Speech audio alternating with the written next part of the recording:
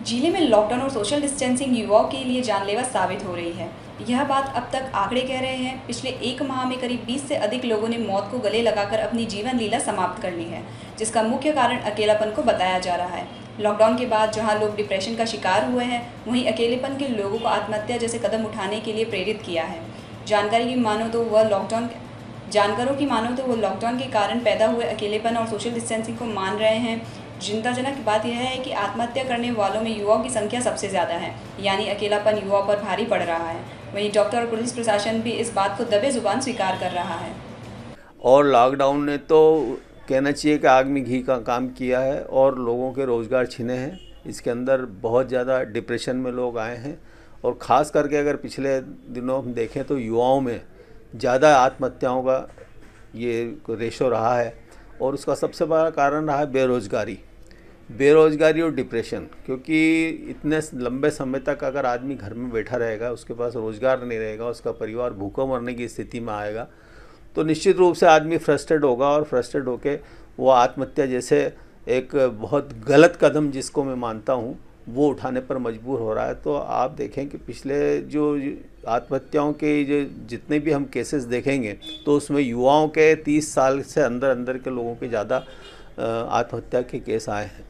ये अभी बिल्कुल मीडिया में भी काफ़ी पढ़ने में आया है और हमारी भी नॉलेज में आया है कि अभी जो विगत 4 महीने से जो लॉकडाउन चल रहा था, तो उस समय जो काफ़ी युवा वर्ग जो है बेरोजगार हैं और कुछ लोग मतलब अपने स्टडी भी नहीं कर पा रहे हैं और कुछ लोग मतलब इनको धंधा पानी नहीं मिल पा रहा, तो उस वजह से वो डिप्रेशन में आने की वजह से तो इस प्रकार का कदम उन्होंने उठाना पड़ा उनको।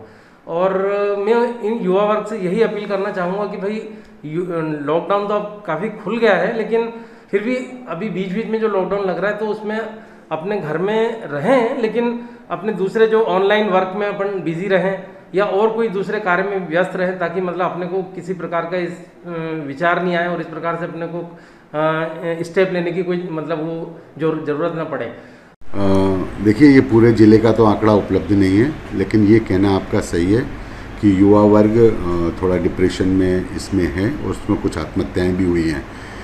तो ये डिप्रेशन का कारण यही है कि इस समय कुछ काम धंधा भी नहीं रहा लॉकडाउन के बीच में, और घर ही घर में रहकर लोगों से मिलना जुलना भी नहीं हुआ। इसमें जो लोगों ने ठीक से योग अभ्यास या शारीरिक वर्जिश पे ध्यान नहीं दिया, वो कुछ लोग जो है तनाव में आए और अवसाद में घिरे, और अन्य कारण भी रहे और अवसाद भी रहा।